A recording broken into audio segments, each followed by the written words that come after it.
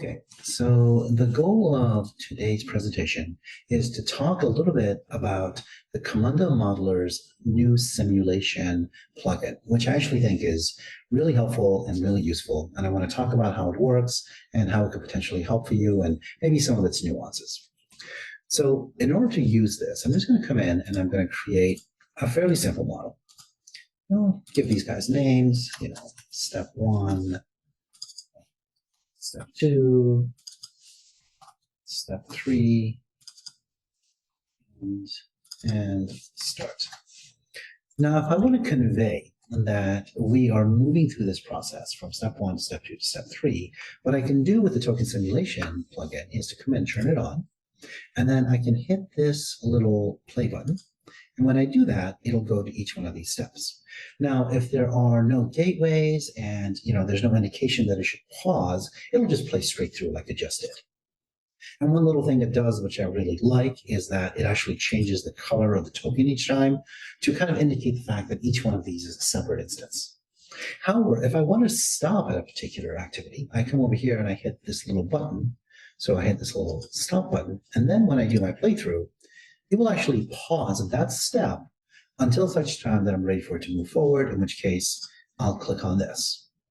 Now, that's not particularly helpful in such a straightforward process because, it's clear we go from step one to step two to step three.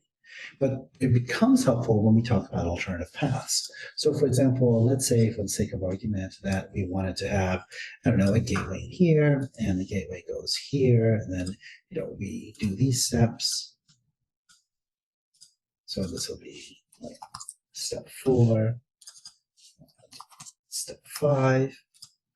And let's say that we want to indicate that there are 2 paths to go through here. So what I'll do is I'll come into my token simulation, and then I will go to each one of these steps, and I'll kind of indicate where I want it to go. Now, on the gateway step, I have this little icon. And if you notice, there's a subtle shift in how the lines react. So the line that is selected will actually be a darker shade of black. And what that means is that for the sake of this particular simulation, we're going to follow the thick line and not the grayed out line. So what that means in practice is that when we have our token running, it'll come down and take path number 4 and number 5. Whereas if I wanted to change that, I'd come over here, rerun this, and I would say, well, in the first case, we go the upper path, and in the second case, we go the lower path. Now, you may be wondering why it has stopped at step number 2, and that's because I told it explicitly to pause previously, and it remembers that. So if I did not want it to do that, I would come here, and I would uncheck this. So now when it goes through, it plays straight through this process. Now, for me, this is a little bit confusing because when I pause this thing and I move my mouse away, it looks like it's unpaused. So you actually have to hover over it with your mouse explicitly to see if the step has been paused or not. But it's actually a very small price to pay, and I think it's very, very helpful. One other thing that I want to talk about with this is how events and timers figure into it. For step number 4, for example, that we had some sort of a cancel step. So we come over here, we attach this, we call it, say, a message boundary event. It's a cancel. And let's say it goes to, cancel step 1. And we go here. So if we want to simulate this, then what we have to do is a little bit, I wouldn't say tricky, but you have to think about it a little bit. So you come in to your token simulation, and then you choose the path that you want to follow.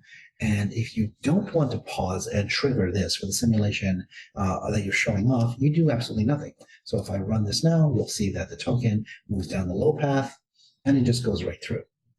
However, if I wanted to simulate the actual token being triggered, then what I would do is I would actually come to this step and I would pause it. And when I pause it, I will then get the ability to either trigger the cancel or to trigger the process to move forward.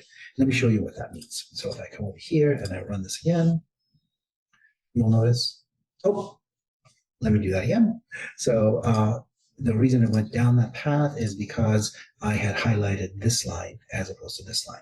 So I'm going to come over here, highlight this line, and then my simulation is going to go down this path. And now it's actually going to be waiting. It's going to say, hey, do you want to simulate this cancel event being called Or do you want to simulate step number 4 flowing naturally to step number 5? In this case, what I want to do is actually simulate the event being triggered. So I'll do this, and it flows very nicely that way. One other thing I want to point out to you. So let's say for the sake of argument that you have some sort of a sub-process here. So we have this, and, I don't know, this is deep error handling.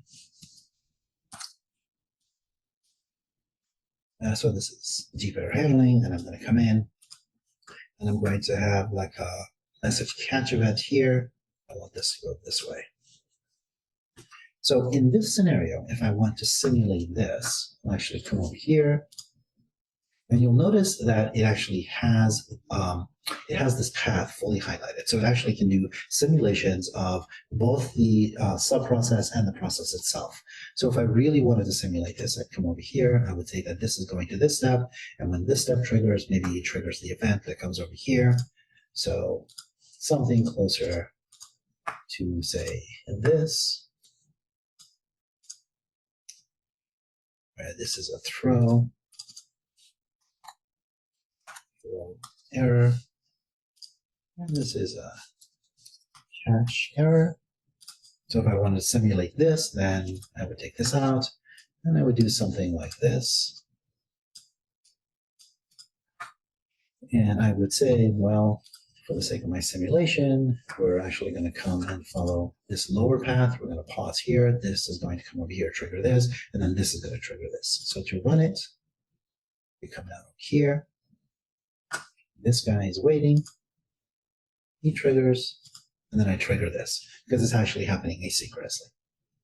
Okay, well, I hope this has been helpful, and I hope you use this in order to be able to tell your stories with process modeling in the Camunda modeler, and make sure that you have consensus between IT and your business team to make sure that everyone agrees on what you're doing, when you're doing it, and why you're doing it. Thank you.